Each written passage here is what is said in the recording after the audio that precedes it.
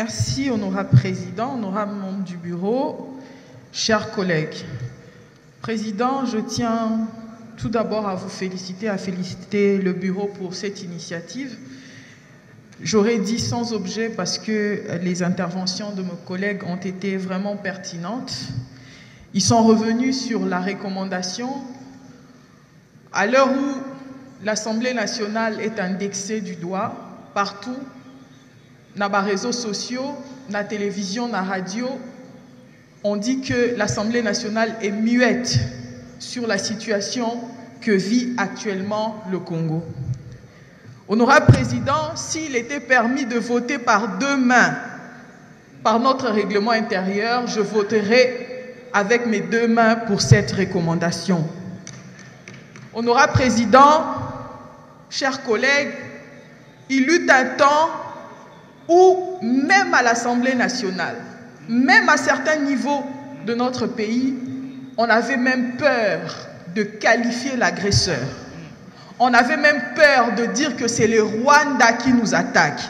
Et aujourd'hui, voir une recommandation où le petit Rwanda est cité nommément à l'Assemblée nationale, ça me donne vraiment un sentiment de grande joie.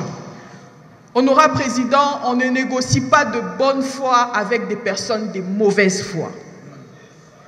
Vers les années 2008 ou 2010, il y a un chercheur, professeur congolais, qui a fait une belle analyse. Il a dit qu'au Congo, lorsque vous tuez une personne, on vous emmène à la télévision. On dit, hey, elle a tué, il a tué. Lorsque vous tuez 3 à 5 personnes, on vous amène au conteneur, ensuite vous allez à la prison de Makala. Mais lorsque vous tuez 1000 personnes, on vous appelle pour venir négocier. Quelle partie du territoire vous voulez, quel poste vous voulez occuper. Et avec cette recommandation, nous marquons la fin de cette période. Chers collègues, il y a eu beaucoup d'insistance sur le mot infiltration. Notre pays a été infiltré, nous avons beaucoup d'infiltrés, mais je voudrais dire du haut de cette tribune qu'avec la même énergie où nous condamnons les infiltrés, il faut aussi condamner les Congolais qui ont vendu ce pays. Des vrais traîtres. Je ne vois pas comment un Rwandais va quitter le Rwanda lui-même pour venir au Congo s'installer et occuper des postes de responsabilité sans l'aide des Congolais eux-mêmes. C'est une interpellation. Honorable président, on a vu des gens ici, général dans l'armée régulière congolaise, mais lorsqu'il arrive à la CPI, il dit « Je suis Rwandais ». Ce sont des pages noires de notre histoire que l'on doit enrayer.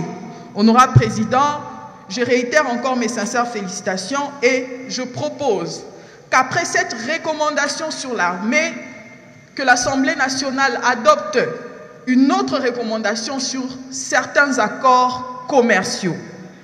Monsieur le Président, la guerre, l'argent, c'est le nerf de la guerre, en amont comme en aval.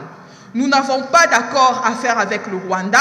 Le Rwanda ne peut rien apporter à notre pays pour la simple raison que 100 millions d'habitants constituent 100 millions de marchés, des bouches à nourrir. Nous ne pouvons pas maintenir certains accords commerciaux avec le Rwanda.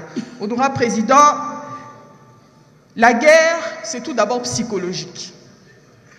J'ai entendu certains collègues d'ailleurs dire ici que l'idéal du Rwanda, c'est d'annexer le Nord Kivu, le Grand Kivu. J'aimerais qu'on ne répète plus ces phrases. C'est infaisable.